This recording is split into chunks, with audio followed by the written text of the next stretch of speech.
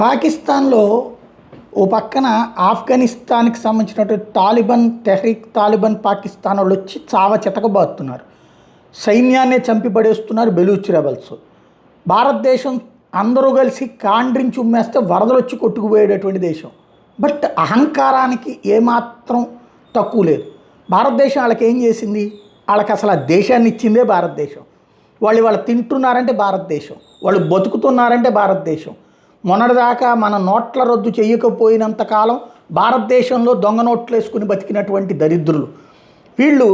అక్కడ ఉన్న వాళ్ళ మెంటాలిటీ ఎట్టుంటుందో పుట్టినప్పటి నుంచి భారత్ మీద ద్వేషంతో పుట్టించి పెంచడం ద్వారా ఆకలి సమస్యను పక్కకి దారి మళ్ళిస్తుంటారు. చివరికి అక్కడ సైన్యం కూడా అలాగే ఉంటుంది. ఒక సైనికాధికారి అత్యుత్సాహపు డైలాగ్ అనమాట. నరేంద్ర మోడీని గొలుసులతో పట్టి బంధిస్తాడట వాడికి సంబంధించినటువంటి ఒక ఆడియో విన్నాం. क्योंकि बिल आखिर उस लश्कर की क़यादत मेरे बेटे मेहदी के पास है।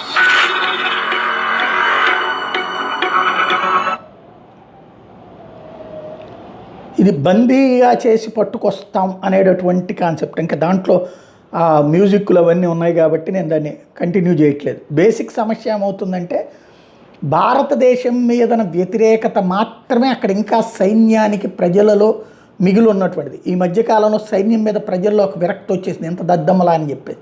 అందుకని కవర్ చేసుకోవడానికి భారత్ మీద విషం చెమ్మడం అనేది మళ్ళీ పెంచుతున్నారు.